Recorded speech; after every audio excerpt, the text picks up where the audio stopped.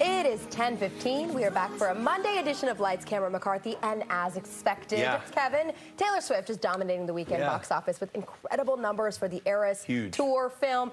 You went to it. I got to hear all about it. What was the vibe? Was everybody up dancing in their seats? Yeah, I mean, it was an incredible experience. So I was unlucky not to get tickets. I wasn't lucky enough to get tickets to the actual show itself, to seeing the actual concert in person. So this was the closest I could get to it. And I have to tell you, this was one of the most remarkable, immersive theatrical experiences I've ever had. Wow. Because of the fact that you were it was like you had a front row ticket, essentially that would cost $1,000 or whatever it would have been, and you're right there with Taylor during the show, and it's shot remarkably. The production value on this show was absolutely incredible. I mean, everybody's already seen videos of the show all over TikTok and things like that. Yeah. But when you're watching it, I saw it in a Dolby theater, which is like a Dolby Atmos type of environment. Surrounded by... Yeah, and like my seats must have had like subwoofers or speakers in it, because the bass, I felt like I was physically being like moved by the music while I was watching it. So you were sitting? I was sitting the whole time. Now, around me, there were families. And the beauty of this was they were being encouraged, basically, to dance. And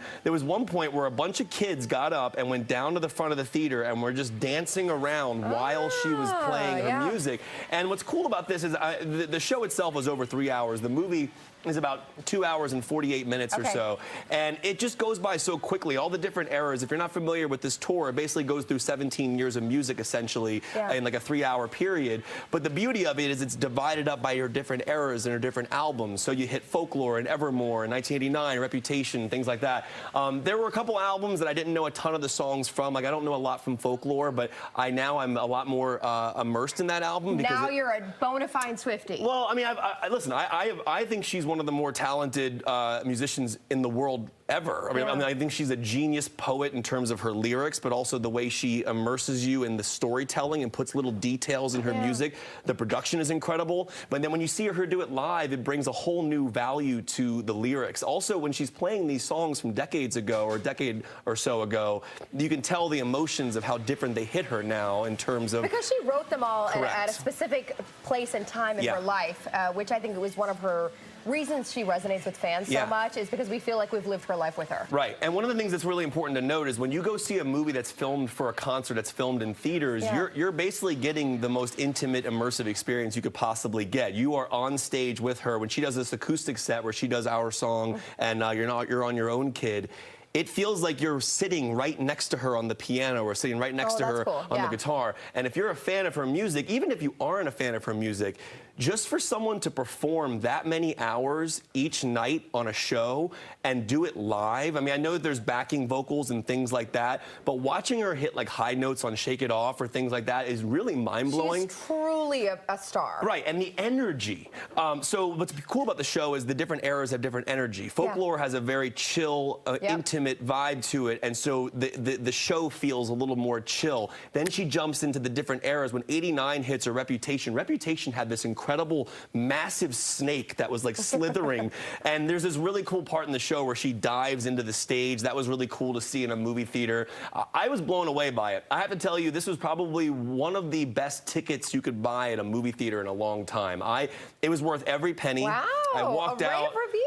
I just was obsessed with it. Now, will I get the same vibe? Because I'm going to stream it at home. Yeah, no, I mean, listen, I think... And I'm going to dance with my toddlers. I think you should see it in theaters, but also that sounds amazing as well. And I want to point out, like, I have a pretty broad music taste in terms of what I listen to. I mean, I go from Slipknot to Pantera to Metallica to Gaga to Chris Stapleton to Taylor Swift to Biggie to Nas to Tupac. I'm all over the place in terms of my music. I just went and saw Wu-Tang and Nas recently, and that was one of the best shows I've ever been to. But seeing this was just a remarkable thing. I felt lucky. I was like, I'm so happy that I got to see this show, even though I missed it in person. So highly recommend it. If you get a chance to see it in Dolby, it'll blow your mind. It is truly a remarkable thing, and to see someone this big and how famous they are and what that person means to everybody in that crowd, it really is a beautiful thing. And there's a lot of great surprises in there. Some songs were cut because each night she would do on different cities, she would change the songs. I think there was a couple surprise songs she would do. So this is the LA show. This is the So SoFi Stadium show. So highly recommend it. Definitely see it in theaters if you can. It's remarkable. Okay, great review from Kevin. We want to switch gears before we go. We know you spent a lot of time in the DVD aisles over the years, just like a little bit, you know. Best Buy, they're bidding DVDs and Blu-rays farewell. They're going to stop selling them by early next year. Physical discs will still be sold in stores and online through the holidays, but similar to Netflix, they're going to cease production in the near future. Video games not impacted.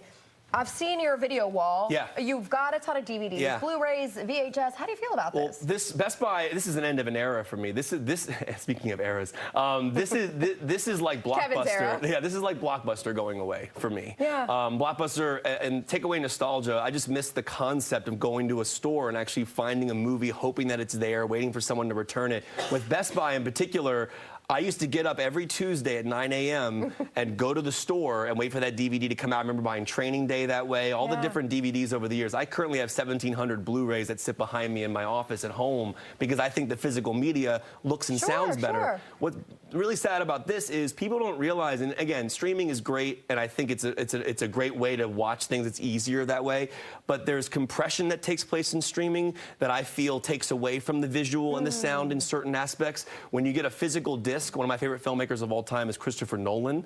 And so all of his movies, Dunkirk, Tenet, Interstellar, Dark Knight Rises, even now with Oppenheimer, you cannot get the actual IMAX photography on your streaming. You have to have experience. Right. So Nolan basically shoots normal, like a widescreen, then he shoots an IMAX. That IMAX shot does not exist on streaming. You have to get the physical disc to watch his movies the way they were shot. And so for me, this is a sad thing. It's inevitable. I get it. It's like Amazon and Barnes & Noble, even though Barnes & Noble's still around, it's starting to chomp away at the physicality of things. So it makes me sad, to be honest. The end of Kevin's Best Buy DVD eras. But now I'm in my Taylor Swift era, I guess. So I'm okay. No, but yeah, it's been a great, entertaining weekend. We're going to have Jada Pinkett Smith tomorrow joining the show one-on-one for her new book, Worthy, and stay tuned for the 11 a.m. hour. We're going to have LL Cool J join us, so stay tuned. Thank you, Kevin.